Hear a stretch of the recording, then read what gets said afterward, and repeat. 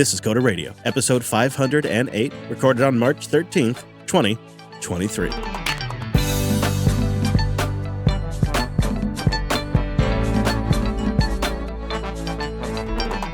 Hey friend, welcome into Jupiter Broadcasting's weekly talk show, taking a pragmatic look at the art and the business of software development and the world of technology.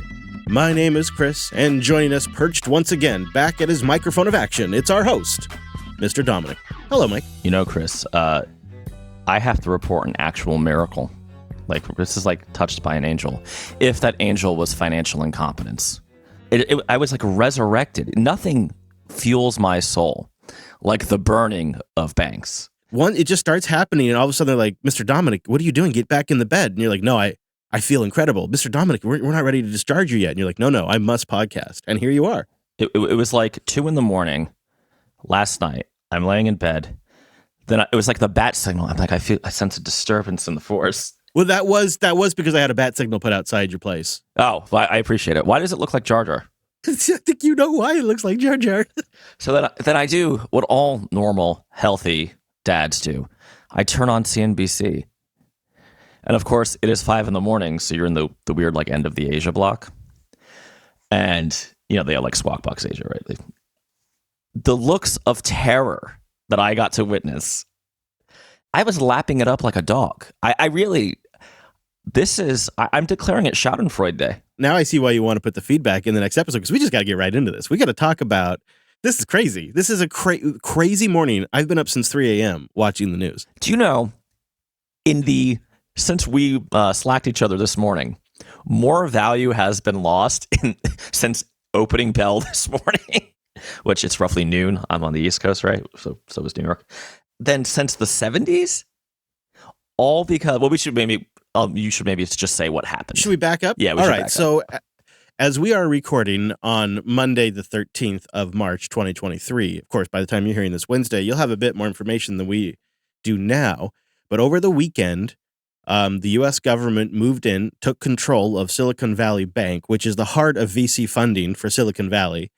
And as of Monday, start of market, the U.S. has guaranteed all deposits in Silicon Valley Bank. Even those above $250,000, all deposits will be backed by the U.S. government. Of course. And they've launched a brand new bailout program that has a new name that's really exciting. It's called the Bank Term Funding Program. The BTFP, which has now been launched as a new tool by the Federal Reserve, offers loans up to 1 year in length to banks in general, or savings associations, credit unions, and other eligible depository institutions pledging U.S. treasuries.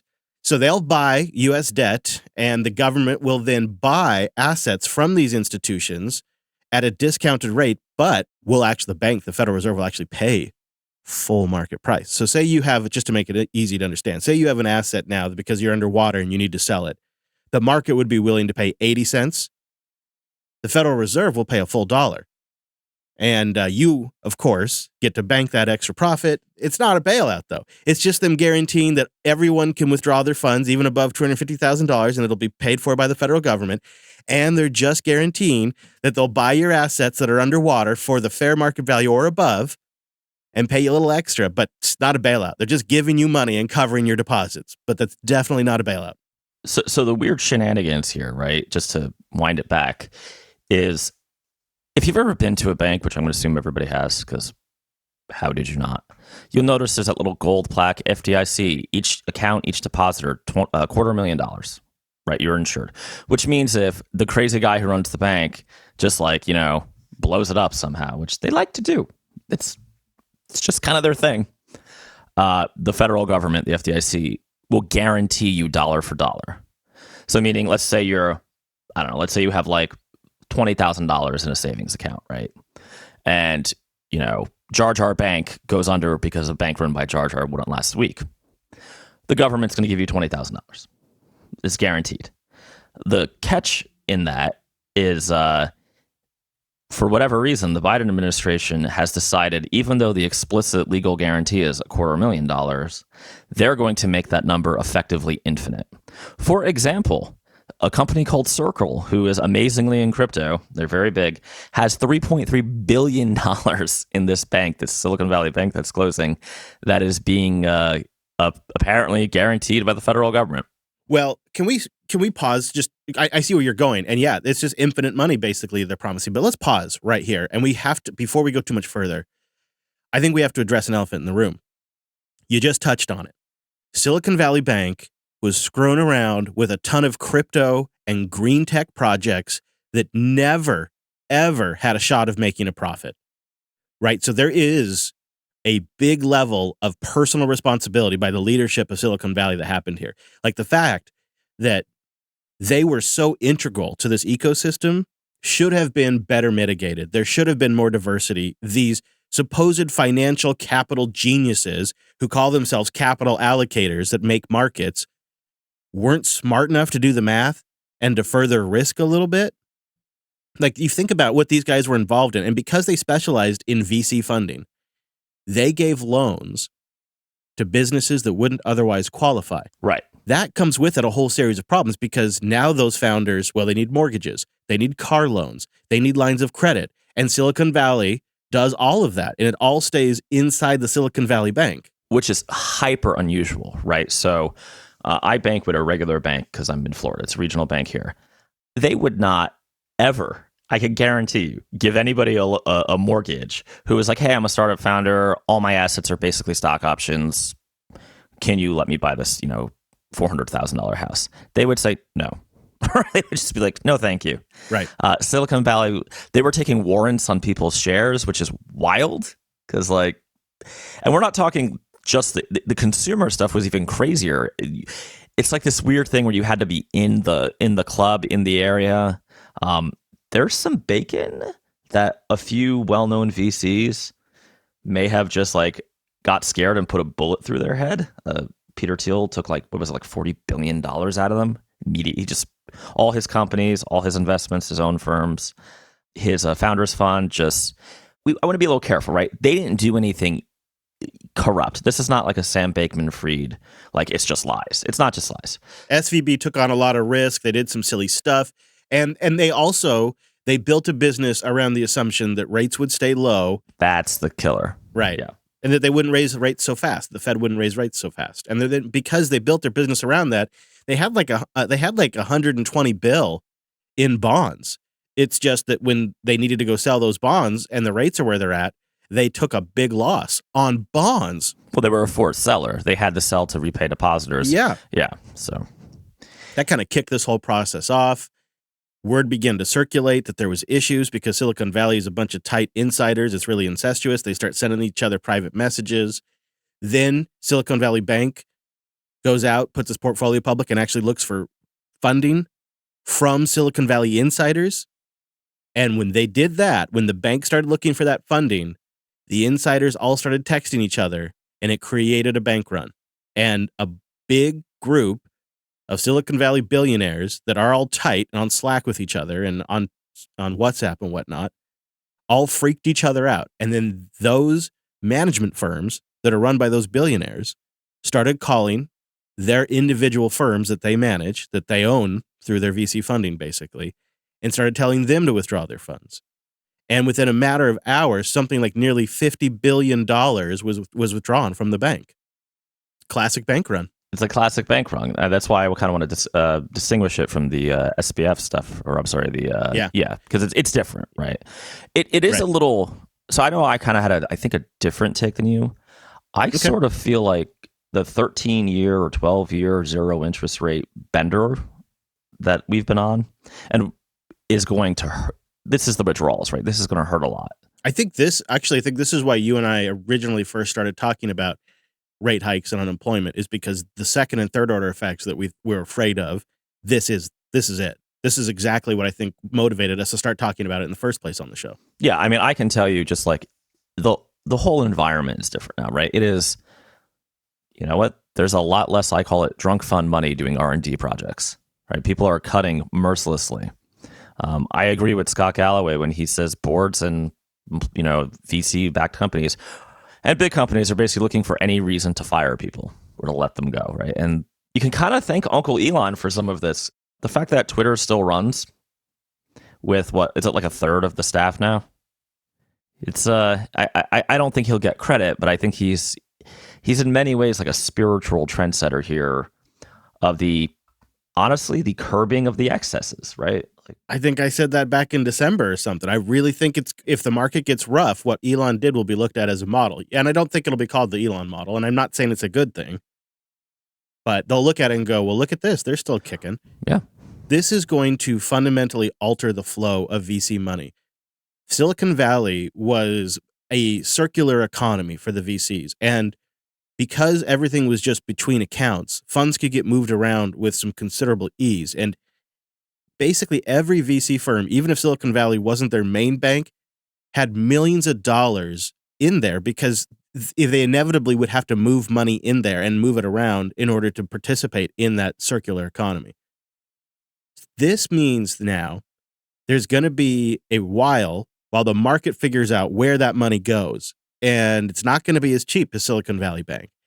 Also, no doubt, one of the second order effects of this is going to be a lot more regulations for smaller banks, which will drive up costs for average consumers and small businesses. This ultimately will screw small business owners because they'll have less access to capital as a result of this. You can already see it beginning to happen. There's already calls for the regulation on the smaller banks. Silicon Valley Bank was the 18th largest bank. The 18th largest bank begun to fail. Not completely, right? Like what happened is the FDIC stepped in and halted their withdrawals and stopped the process and then took over the weekend. And then by Monday, we have this. But the reason President Biden said it this morning was because it proposed systemic risk to the banking industry, to the financial industry. And I just would like to raise the question of how the hell our system can be so brittle that the 18th bank having issues, having liquidity problems, can cause the entire Western financial system to collapse. And it begun over the weekend to create systemic issues in the UK as well. I think it was HEB that stepped in and bought Silicon Valley Bank's branch over there for a symbolic $1 or it was like $1 and some change. Yeah, it was bad. Yeah. I mean, this is incredible. The 18th bank in the United States can cause a financial collapse that could potentially spread across Western nations. It's pretty brittle. That's pretty pathetic. And so it really puts the screwing around that these VCs were doing in perspective, in my opinion. And now these sons of bitches just got a bailout. These rich bastards are getting a bailout. Well, you can't call it that. CNN will yell at you. I can't stand it. And it really drives me crazy because what we got was years of loose money where the cotillion effect made all of these people closest to the hose the richest. Then they turn around and they dump money into moonshot projects that never made a profit, that never had an opportunity to make a profit. And because the money was so loosey-goosey, we never really invested in proper leadership. So now we have tens of thousands, if not more, of extremely untalented people in this profession, in this industry, who are just deadweight anchors on all of these companies. And everybody out there who's in a business with 200 or more people, or maybe even 100 people, knows exactly what I'm talking about. You know you've got deadweight in your company, and you know it just gets worse the larger these companies are. And instead of having a corrective event that comes in and cleans this up, makes America, Silicon Valley more competitive, cleans up corporate America culture, we just bail out the rich, and the taxpayers ultimately will pay the price, despite what the administration is saying. There's no such thing as a free lunch, and the cost will get passed on to the consumer. Small businesses will have less access to capital. This will make it so that the big banks absorb more money. The big banks will get more clients because they're the only ones that can be trusted now. That's the conversation right now in Silicon Valley. My money is so important, I can't trust it with anything smaller than one of the big four, because these arrogant pricks don't want this to happen again, even though they're getting completely bailed out. There's no breaks. Sorry, this is the last point. There's no breaks to prevent this from happening again now. There's no reason for any risk mitigation to have ever taken place, because except for the people that were employed at Silicon Valley Bank, everybody else is good. You know, I'm not the blame the rich guys guy, but I definitely, and I'm trying to dig into this more because this is obviously a developing story. I'm pretty sure if just like 10 dudes didn't decide to screw this bank over, it wouldn't have happened. Right? They would have suffered. There would have, shareholders would have lost equity and stuff like that. But the bank would not, in fact, have had to be taken over, which is literally what happened. The whales removing their funds is what caused this bank run. Right. It reminds me a lot of like being a small business and having like a couple clients at a time, but you have like one really big client who, when they decide that whatever, they're canceling the project, it's just like a shock, right? It's a financial shock. It's tough, right? Because you don't want, mom and pop folks. See, the $250,000 number is the thing that gets me, because I agree with the emotional argument of, well, we don't want to, we don't want the Smiths losing, their $20,000 they've been saving. But when it's like $3.3 billion, I mean, at some point, is there just an implicit infinite guarantee? Linode.com/coder. Go there to get $100 in 60-day credit on a new account. And it's a great way to support the show while you are checking out fast, reliable cloud hosting. Perfect for developers. Try it for your next project. It's what we use for everything we've deployed in the last 3 years, including our brand new website. We build, deploy, and everything that you see publicly facing is on Linode. I'm so proud of that too, because we didn't pick it just because of one or two reasons, but it's really all of the Linode reasons that come together. They have super fast rigs. They are their own ISP, and they have just unbelievably great internet connections. They have a ton of great data centers to choose from. They're adding another dozen this year, as a matter of fact. So, I mean, it's like they're going to have even more. So it's like, that's even better and better. And then on the back end, we can take advantage of really useful services like their S3 compatible object storage or the cloud firewall. So we make sure only the right traffic gets to our system. And with NVMe storage, when we're building that system or when we're getting a lot of traffic after an episode comes out, the system continues to perform and stay reliable. And, Linode's been doing this for quite a while, and they had to survive on the merit of their product. And I've got friends that have been hosting over there for more than a decade now, and they have multiple systems running over there. I've really been impressed with the reliability, and it's kind of a peace of mind thing to know that they also have fantastic support. When you need it, they're there.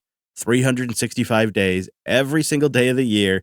If we add a couple extra days to the year, they'll be there. I suppose they'd probably prefer we took a couple of days out, but they'll be there either way, and that's really nice. Plus, they have fantastic documentation, an API that is clear, easy to understand, and has lots of example libraries already written.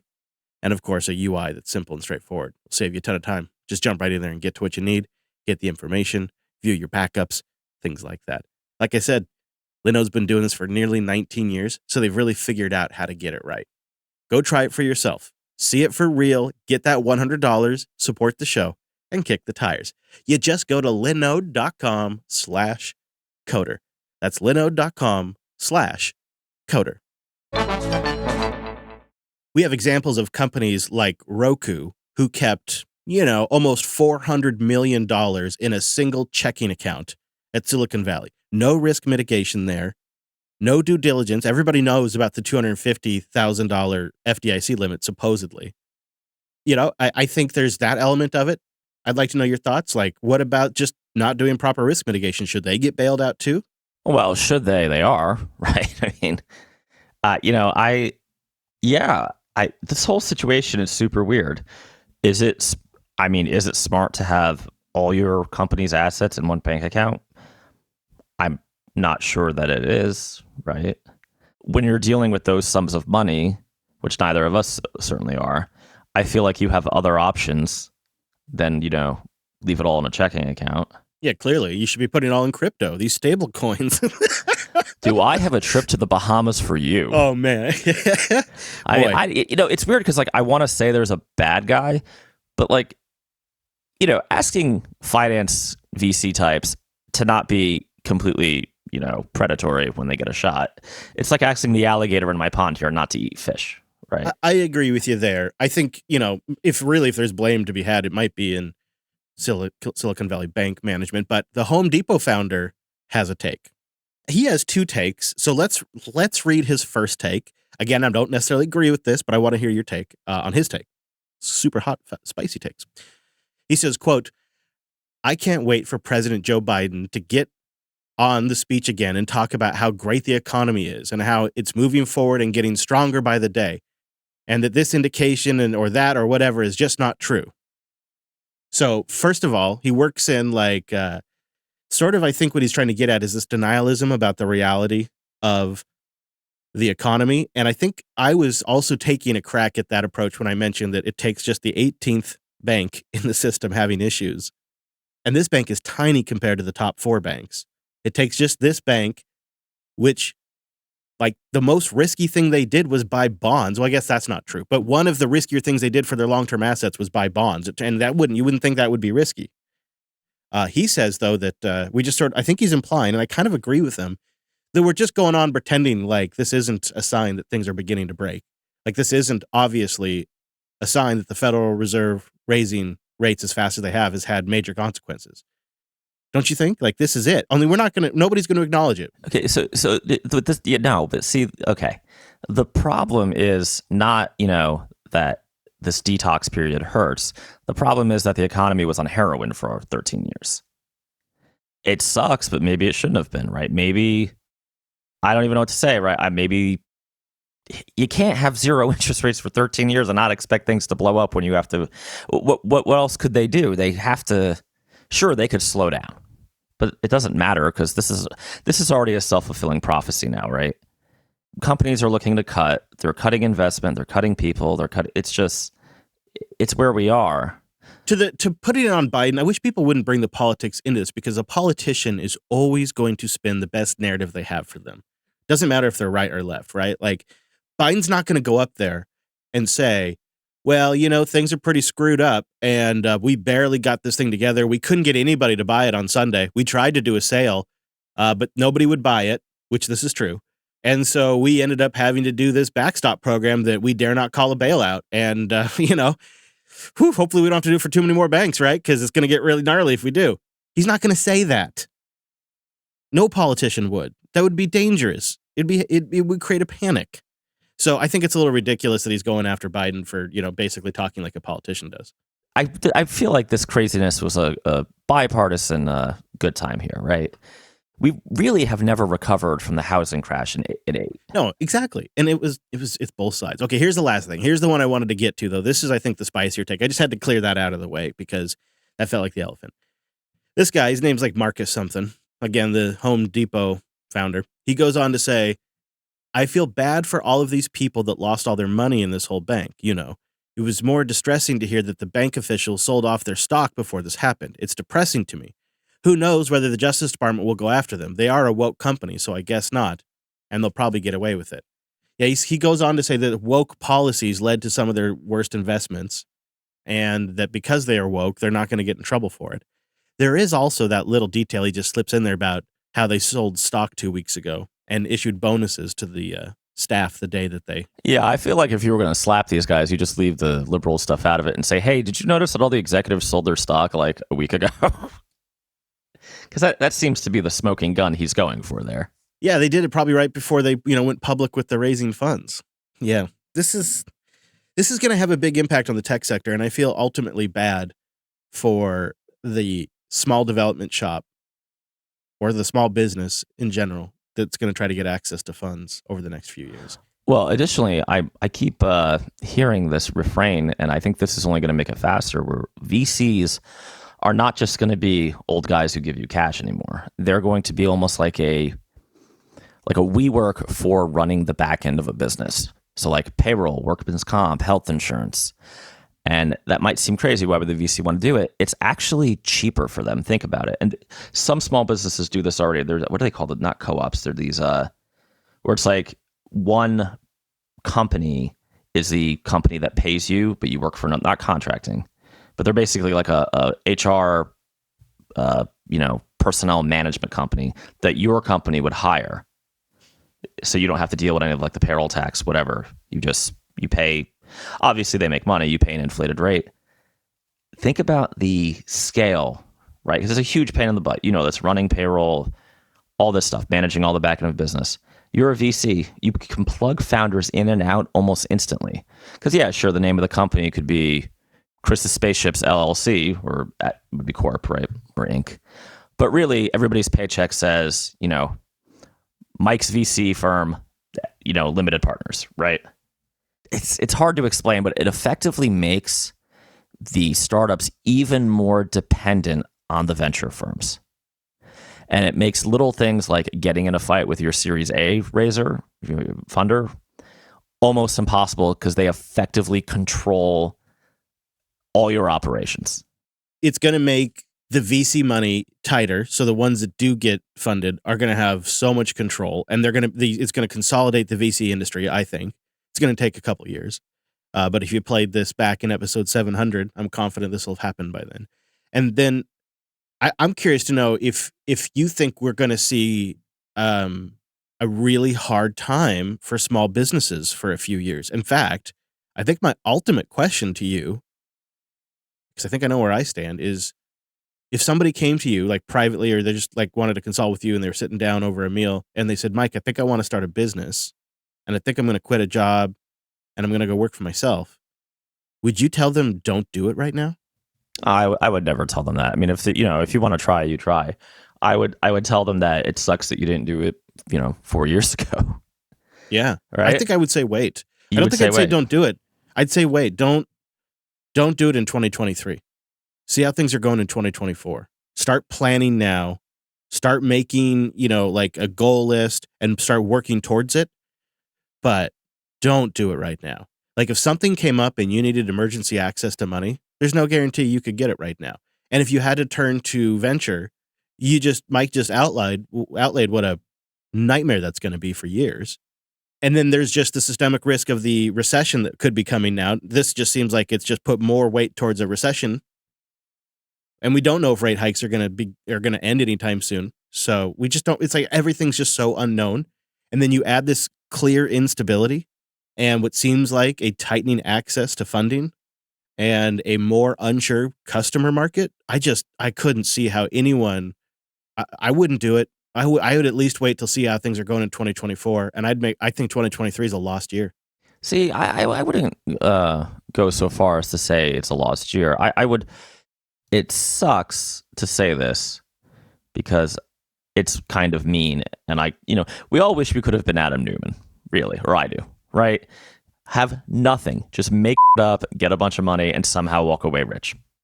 All this stuff that's happening now is the hangover from the crazy. Honestly, I call it the yoga bell crap, right? That's what Galloway calls it, but I call it just charming nerd with a hoodie. Yeah. Or actually, not charming nerd with a hoodie, right? In fact, if the guy's charming, they probably won't fund him. Adam Newman is a rare outlier. That character type that seems to just like people think, oh, well, he must be a genius. He's on the spectrum. And he's playing Fortnite while we're in a business meeting, right? Like it's just right. It's an obvious stereotype now. When we see it in movies, we're going to roll our eyes, but it was actually a thing for a period of time. It's embarrassing. It's uncomfortable to admit it, but it actually worked. It worked. And, it's easy to beat up on the venture capitalists. They're not wrong to want to like get these founders back in line. Like, the relationship is back as, we call it Silicon Valley 1.0. The VCs were very powerful, right? It was a pretty conservative, not politically. I mean, but like if they didn't like what a founder was doing, it stopped. Right? The founder, they had a lot of power. Then they went cray-cray because of, honestly, like the legend of Steve Jobs, really, right? And that culminates in Adam Newman. And I think Adam Newman actually needs to get a break. It's Sam Bankman-Fried is the ultimate like crazy one. And now we're just rebalancing. I don't know what to say. I don't know. Maybe I'm too zen. I feel like all of this is the interest rates had to be rebalanced and just the power dynamics between venture and founders. I think what has me frustrated, I agree with all of that. Necessary, healthy. I think we needed more. What I would have liked to have seen is maybe some sort of less dramatic bailout. Something that was more focused on the individual small business accounts and individual personal accounts, and maybe not like the 30 bill accounts and the 400 mil accounts that were just improperly managed. That's not practical, right? Because I know, but it's like something. But then you don't get it's like you don't get the full forest fire. You have parts now of dead, dry forest that are just going to explode in fire next time there's a lightning strike. I mean, I think if we Wonder Woman lassoed, the Treasury Secretary or Biden himself, right, they would say, yeah, there is an implicit guarantee that bank depositors, no matter the amount, will be bailed out. I think that just is it's not the law, right? The law says it's $250,000. It just is a fact now. It's a de facto rule. That is a huge sea change. Yeah.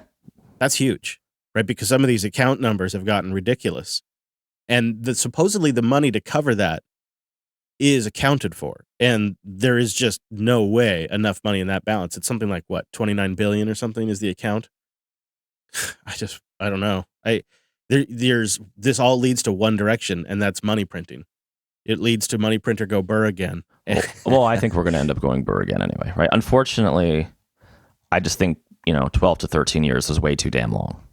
That's, yeah. I hate to be reductionist about it and keep going back to the same thing, but all of this and why we keep covering, or I keep wanting to cover this on the show, is the environment we were living in since 2008 is gone. It's going to take some adaptation and evolution, and it's going to hurt. It's going to suck for a lot of people. Mm-hmm. For especially business owners, but also people that, work at day jobs, 9 to 5s. Yeah. Don't expect, the rich finance VC guys to save you, because they're not going to.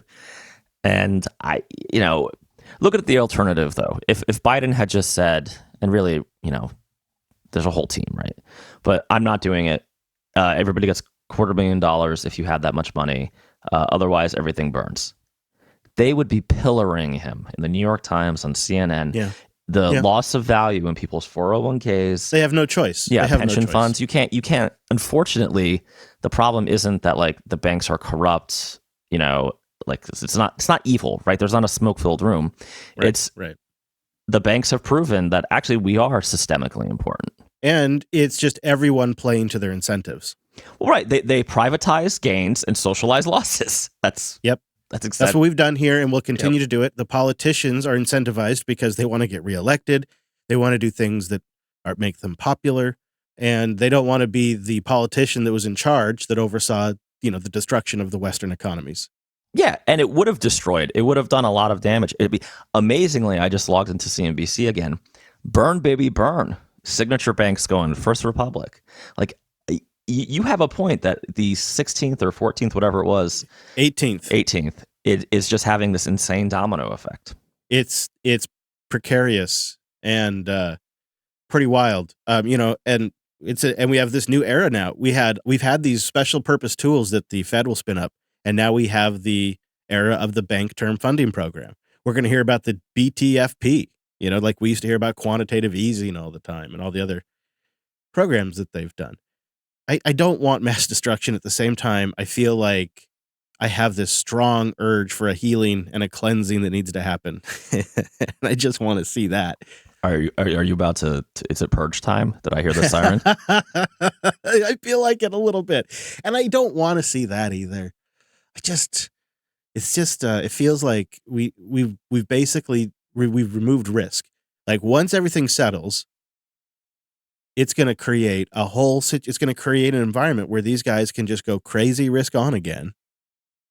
And if they screw up, they know that they'll be bailed out, and they're going to get bailed out every single time, because even a tiny bank in comparison to the top, 10, can take out the whole system. So the feds have no choice but to step in. It's a crazy era.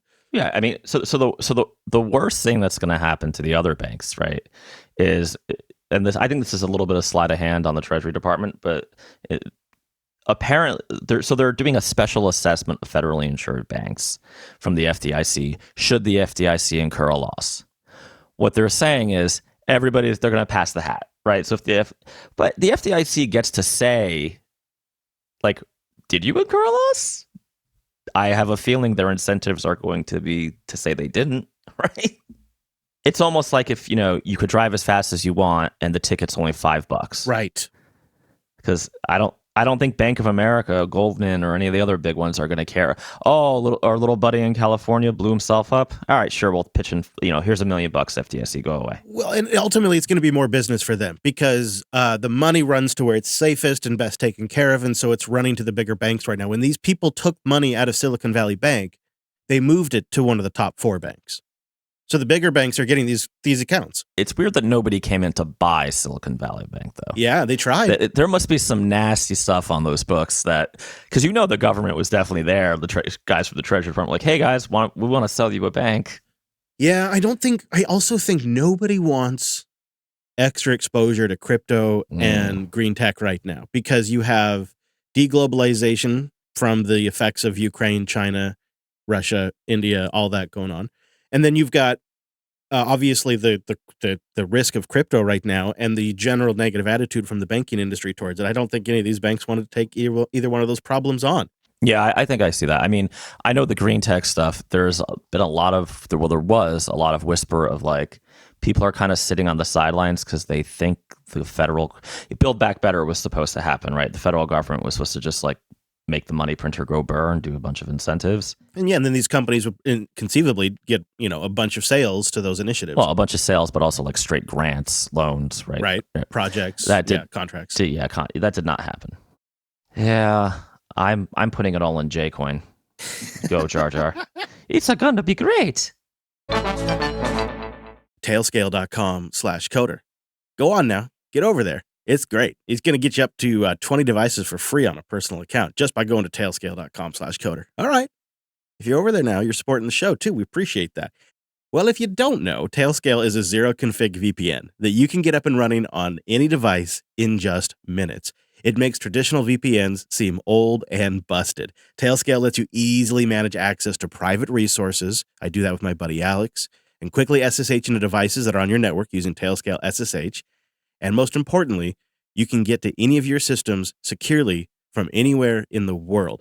Tailscale is built on top of WireGuard, and devices connect directly to each other using WireGuard's noise protocol encryption, which builds you out a beautiful, flat mesh VPN network with the best security in the biz.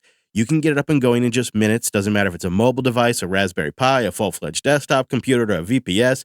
Build a flat network between all your machines, even when separated by firewalls, subnets, or even the dreaded double carrier net. Tailscale just works. I can attest to that. And then there's a lot of nice features that make managing your systems a lot simpler. Like Tailscale Send. It's kind of like if you had an AirDrop for all your systems, regardless of where they're at. It's a great way to like send family documents really quick. Oh, I use Tailscale with my kids' machines too. That's super handy. And I love the cross-device compatibility. I've got it running on Raspberry Pi systems. I've got it running on OpenSUSE Tumbleweed systems. I've got it running on NixOS. I've got it running on macOS. It works across all of them. And now they all have static IPs, which is really powerful. It's retuned the way I view networking. It's changed how I communicate with my systems. And for me, a happy consequence is no inbound ports on my firewalls anymore. None of them. Studio, home, family's networks, none of them. I love it. You're going to love it. Go try it for free for up to 20 machines at tailscale.com/coder. Support the show and try it out right now at tailscale.com/coder. Well, we were going to talk a bunch about some iOS development that you've been doing. We could save some of that for next episode, but I was just curious. Have you gotten a chance to actually get any work done? Have you been mostly taking care of yourself? Oh, I've been working.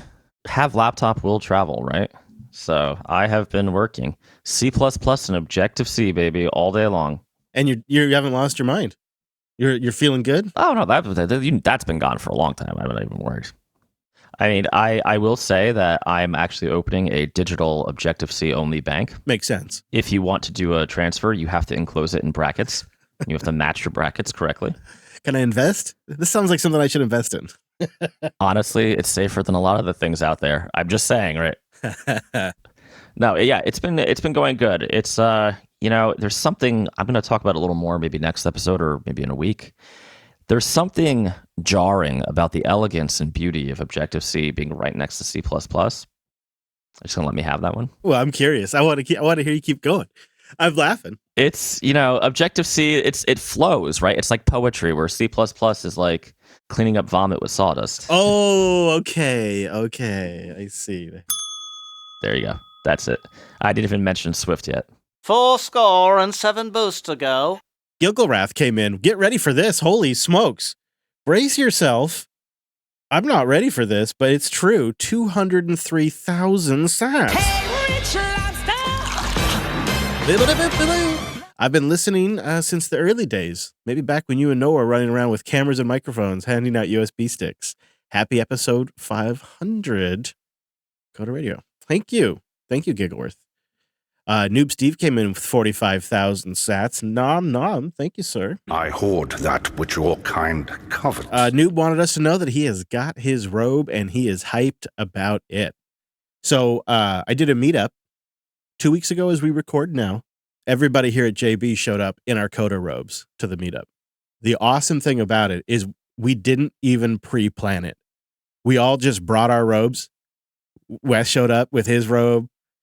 We all had our robes with us, and we all just put them on, and we all showed up with our robes. And it was great, and it made it really easy for people to find us, too. People were looking for you. I told them, you don't live here, you live in Florida. I'm in the swamp. Tim Apple comes in with 10,000 sats. Wow, thank you, Tim. Damn those who say Ruby is dead, and shares a link saying that in 2023, Ruby developers seem to be in high demand, according to Hired.com. All right. Ruby, baby. Yeah, Ruby. Scala? Above Go, huh? Huh. And it looks like if you're in the San Francisco area, you should expect around 180K. If you're in the Seattle area, 169K. Wait, man, what the? Like, it's that much cheaper here? Give me a break. It is not. Let me tell you. In New York, 162. Wow. You can make more money in San Fran than New York? That seems... I mean, I believe it, but... Man, that place is crazy. That's crazy over there. Cost of living sucks up there, too. That's really bad. It does. I mean, the cost of living sucks on the entire West Coast, though. I feel like California gets all the credit for crappy cost of living, but let me tell you, my friend, not cheap here either. Marcel comes in with some enterprise sats, 1701. Fun will now commence. Glad you are feeling better, Mike. Take care of yourself. Goes on to say with another 1701 sats, I despise modern cars. This goes back to our story about Ford's new patent. With this Ford story, you really don't own the car anymore. My first ever boost to Coda Radio was about being stranded 6 hours from home, and my car needed a $1,600 computer repair. My parents just got a stupid car that beeps when you put it in reverse like a truck. To hear, it's not even loud enough to hear outside. But you know what? There's no way to turn it off. I like to drive, but I don't think I'm ever going to get another car. We were chatting about this after the show. It's like, if I had to get a new car today, I don't know what I would buy. And now that I like to fantasize about becoming a car mechanic one day, I try to think about it from a repairability standpoint. And that really is a rabbit hole. It is rough out there. It is rough, my friends. And then Marcel followed up with one final 1701 boost. He says, it'd be interesting to hear your thoughts on donations right from the App Store. I don't think it helped the Core.js guy. I can't really think of a great solution for libraries. Mike, have you seen that FlatHub has announced that they're going to do paid apps through FlatHub? And they're working out the model now, but they're trying to create a paid app store that works across all Linux distributions at flathub.org. The reason why they think they've cracked it this time is because it's distribution neutral and it's packaging format neutral in the sense that it's not like based on Debs like the Ubuntu store was in their repository, or the Click and Run store, which was also based on Debs and their repository. It is instead a Flatpak, which brings with it a kind of a guaranteed target for developers, because you can target a runtime inside Flatpak, like this version of GTK, this version of the NVIDIA driver, this specific, library, and then send it all up as a Flatpak, and then supposedly runs across all distros, which, I mean, I shouldn't say supposedly, it does. So they think they've cracked it because of that stack. Oh, that's awesome. Yeah, you actually sound optimistic. And we got to get these devs paid, right? I agree. I was talking to Robert McQueen, who's trying to put all this together on Unplugged 501 that came out on Sunday, and it sounds like his idea is to create something that maybe supports one-time and membership systems, so like a subscription, I should say. We'll see. I know people are a little subscription fatigued, but I could see it being applicable in the open source development world. Purple Dog comes in with a row of duckaroos, which I always like, of course. Thank you very much. And here's something for your trouble. When I saw that Ford patent, I immediately decided I would never buy a Ford again even if it had that system or not. I wouldn't feel like I ever actually owned the car. Even if I had no finance, how could I guarantee the dealership isn't just going to track me anyways? The only thing you can guarantee is that one day that system will get hacked. Even if it works perfectly, it's going to increase the sticker price with no benefit to me. That's true.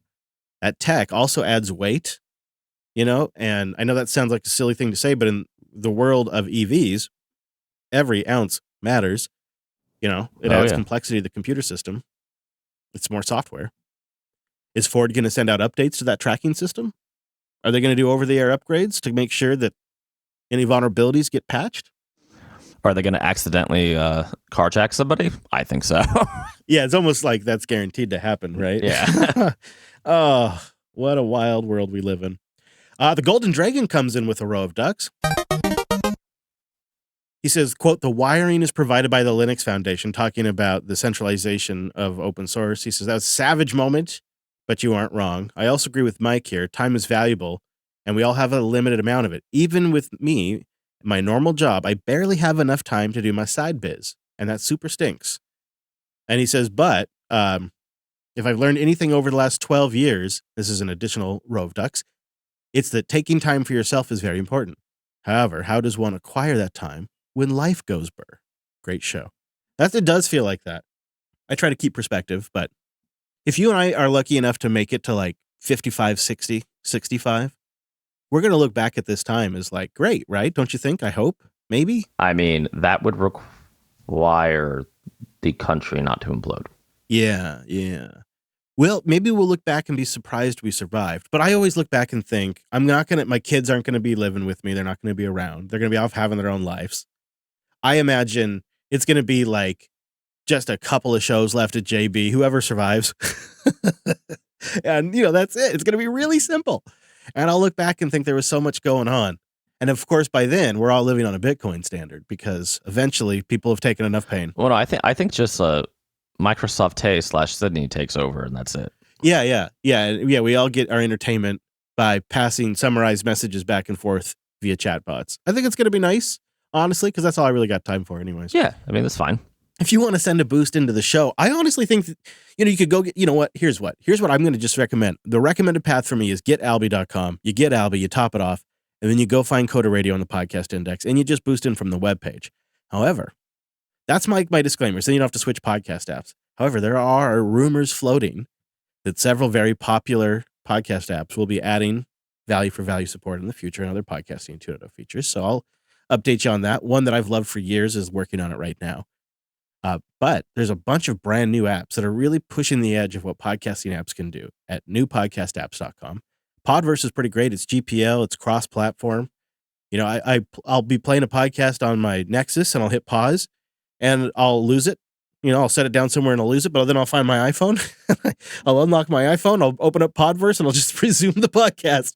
It's really nice. So that's over there, as well as a bunch of other great apps. And you can send a boost in with those apps as well. It's just a great way to get your message into the show and share a little value with the pod. Keep us going. It's a little way to say thanks for each individual episode. And of course, if you want to invest long-term in the ongoing production, you can become a member at coderqa.co. We owe them a Coderly, which we are going to get to conceivably at some point, assuming we make it before the Coderly window closes for the quarter. We'll make it. Well, maybe. We'll see. I feel like the members would prefer that you survive and live. So that, that'll be where we'll focus on living, and then we're going to attempt to get. I am sailing on the silver moon. I don't know where I'm going with this. I think I just the Silvergate moon of Silicon Valley Bank. Oh, no. I'm just wading in the blood, really. No, I'm kidding. And your boy J-Pow, he's a bit of a silver fox. So he is.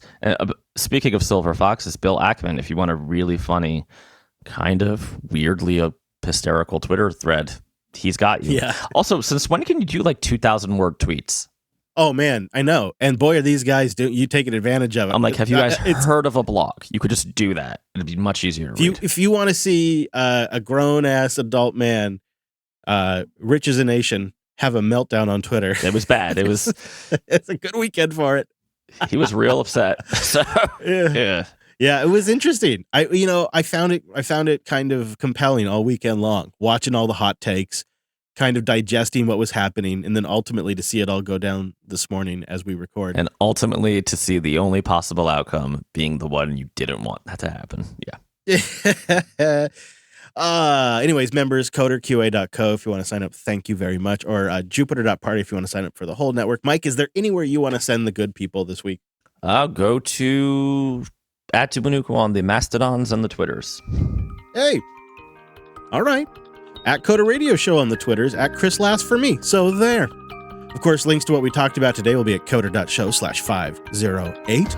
And you can come hang out in our Matrix community, coder.show/Matrix. Not only are we in there throughout the week, but that's also the place to hang while the show is live on Mondays at 9 a.m. Pacific, noon Eastern, over at Jupiter.to. But of course, we got links to subscribe to the show so you can get it whenever you want at coder.show. That's how RSS works. And we think that's pretty neat. Thanks so much for tuning this week's episode of the Coder Radio program. See you right back here next week.